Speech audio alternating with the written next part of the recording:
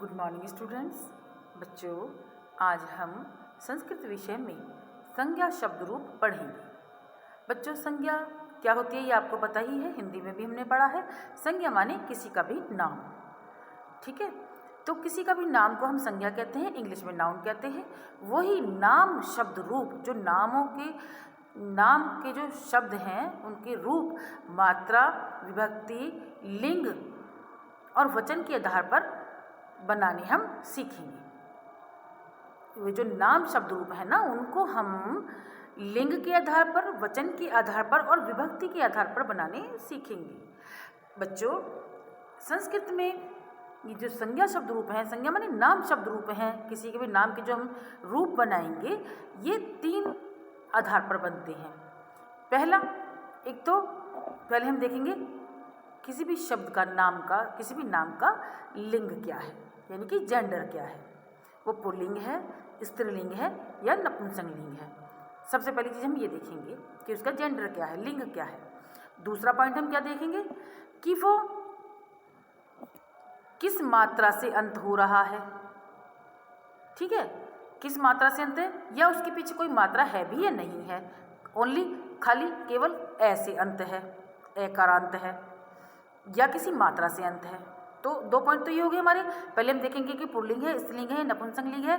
दूसरा पॉइंट है हमारा कि वो किसी मात्रा से अंत हो रहा है या एकारांत है, ऐसे अंत है, यानी कि उसके पीछे कोई मात्रा नहीं है, ना हलंत है। तीसरा पॉइंट हम क्या देखेंगे,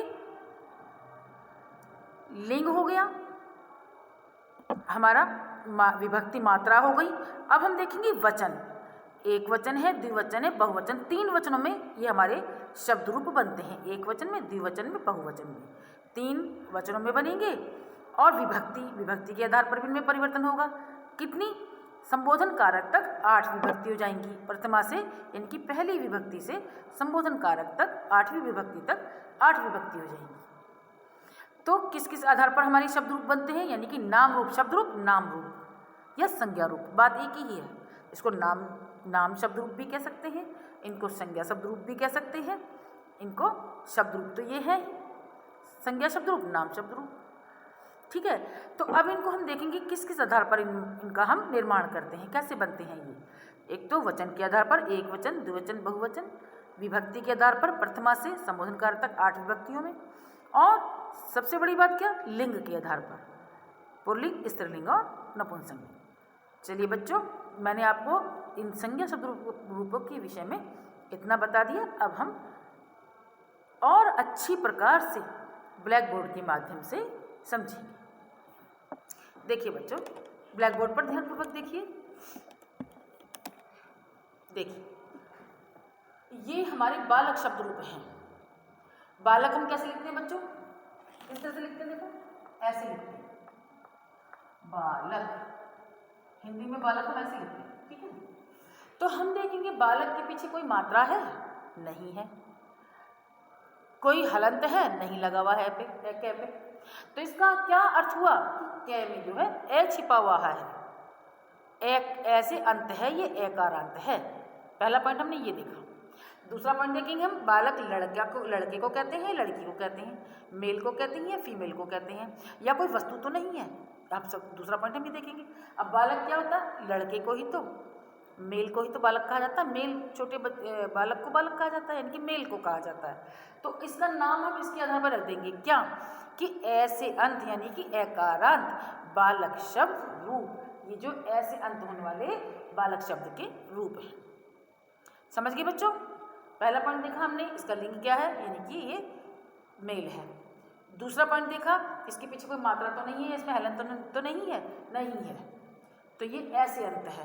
तो इन शब्द रूपों का नाम क्या हो जाएगा, इस शब्द रूप का बच्चों, कि एकारांत, ऐसे अंत होने वाले, ये मैं आपके सामने ही लिखती हूँ, एकारांत, यानी कि ऐसे अंत होने वाले एकारांत, ओके।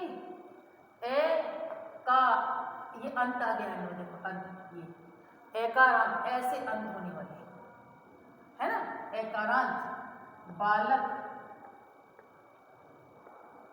शब्द रूप, बालक शब्द या संज्ञा रूप भी कह सकते हैं। शब्द तो है बालक एक, शब्द रूप। ओके, ये बालक शब्द रूप एकारांत यानी कि ऐसे अंत होने वाले, है ना, बालक शब्द रूप। देखिए बच्चों, इसमें विभक्ति के आधार पर और वचन के आधार पर ये शब्द रूप बनेंगे। पहले हम इसको पढ़ लेते हैं, फिर मैं बताऊंगी कि इसके आधार पर हमारे और कौन कौन से शब्दों के रूप बन सकते हैं। देखिए, विभक्ति है इधर, इधर एक वचन, द्विवचन और बहुवचन। प्रथमा विभक्ति यानी कि पहली विभक्ति, उसका एक वचन बालक का शब्द रूप क्या बनेगा? बालकः। द्विवचन बालकः, बहुवचन बालकः। ठीक है। अब द्वितीय विभक्ति का एक वचन बालकम, बालकौ, बालकाम, ये द्विवचन और ये बहुवचन। आगे देखते हैं तृतीय विभक्ति का एक वचन द्विवचन और बहुवचन बालकेन, बालकाभ्याम, बालकैः। चतुर्थी का बालकाय, बालकाभ्याम, बालकेभ्यः।